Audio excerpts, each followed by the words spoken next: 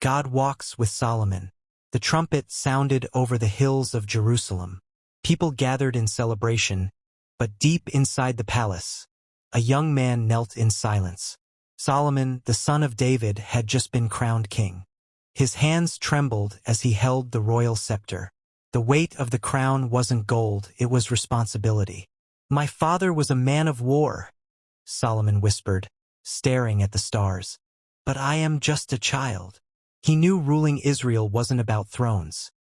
It was about justice, wisdom, and the fear of the Lord.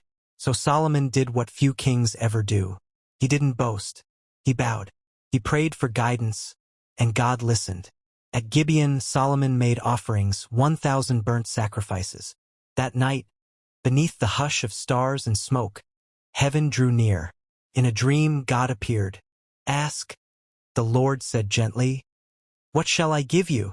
Solomon didn't ask for riches, revenge, or power. He simply said, "Give your servant a discerning heart to govern your people, to know right from wrong." God smiled. "Because you have not asked for long life or wealth, I will give you a wise and discerning heart like no one before or after. And also, I will give you what you didn't ask for, riches, honor, and peace." The stars above Gibeon shimmered as if heaven had said, "Amen." Soon Solomon's wisdom was tested. 2 women stood before him, weeping. "She stole my child," one shouted. "No, it's mine," said the other. No one knew the truth. But Solomon did something no one expected. "Bring me a sword," he said. "Cut the living child in 2, and give half to each." A gasp filled the room. "No," cried one woman. "Give her the baby. Just don't kill him." Solomon pointed. "She is the true mother. Give her the child." All of Israel stood in awe. This was no ordinary man. This was a king who walked with God.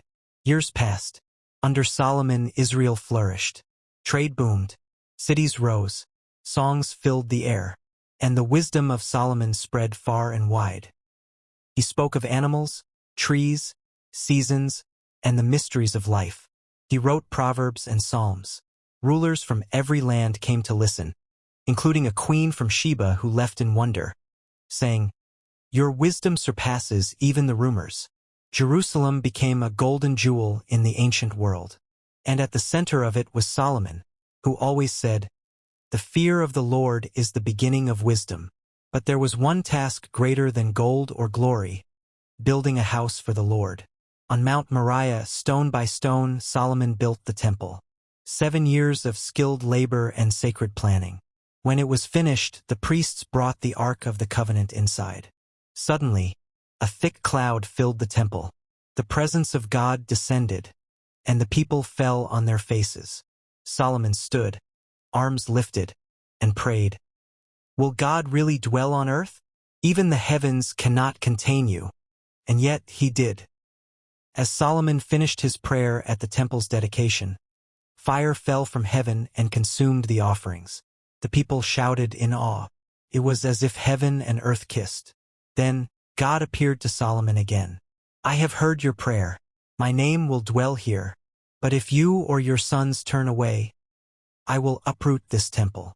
It was both a promise and a warning, a reminder that God walks not with crowns, but with those whose hearts are his. Time passed. Solomon's wealth grew. His fame soared, but his heart began to drift. He married many foreign wives, not just for love but for alliances, and with them came idols, images of gods with stone faces and silent mouths. Solomon, the wisest man, began to build altars not to Yahweh but to foreign gods. Molech, Ashtoreth, Chemosh. God's heart broke. "You have not kept my covenant," the Lord said. "I will tear the kingdom from your son. Not in your days, but it will come." The God who once walked with Solomon was now watching him walk away. In his old age, Solomon sat alone in his study, his hair gray, his robes heavy. He looked back over his life, the glory, the gold, the gardens, the guilt. He took up a scroll and wrote, "I have seen all things done under the sun.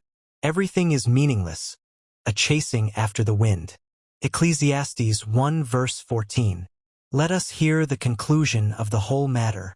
Fear God and keep his commandments, for this is the duty of all mankind. Ecclesiastes 12 verse 13. His kingdom would split. His mistakes would echo. But even in his fall, God had not left him. The story of Solomon was not just about a wise king. It was about a faithful God, who walks even when his children stray.